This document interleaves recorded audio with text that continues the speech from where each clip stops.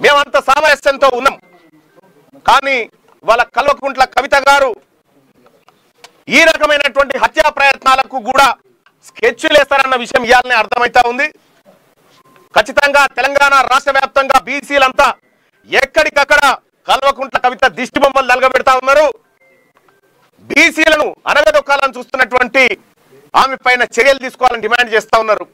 మేము కూడా ఖచ్చితంగా కార్యాచరణ చేస్తాం. ఈ దాడులతోటో ఈ బెదిరింపులతోనో ఈ హత్యాయత్నాలతోటో బీసీ ఉద్యమం ఆగిపోతుందని మీరు భ్రమపడితే నేను చెప్తా ఉన్నా, మీరు రాసి పెట్టుకోరి. రాబోయే 3 సంవత్సరాల్లో మిమ్మల్ని రాజకీయంగా పాతాళానికి తొక్కే బాధ్యత మాది. బీసీలము అనగారిన వర్గాలను ఈ రాష్ట్రంలో అధికారంలోకి రావడానికి మా ప్రయత్నంలో ఇసుమంతా కూడా తగ్గదు. మరింత రెట్టించిన ఉత్సాహంతోనే ముందుకు పోతాం తప్ప ఈ దాడులకు తీర్మార్మలన్న భయపడు. ఇక నా పైన దాంతో కొట్టడం జరిగింది.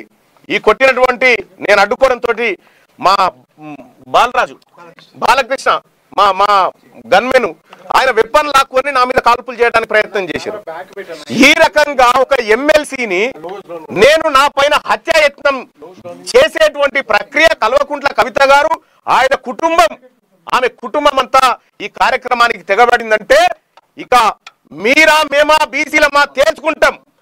ఈ రాష్ట్రాన్ని 10 సంవత్సరాల పాటు దోచుకున్నటువంటి కల్వకుంట్ల కవిత కుటుంబమా, తెలంగాణ రాష్ట్రంలో ఉన్నటువంటి 2.5 కోట్ల బీసీ సమాజమా ఇక తేల్చుకుంటాం. మేము ఇవాళ తెలంగాణ రాష్ట్రం అంతా ఎస్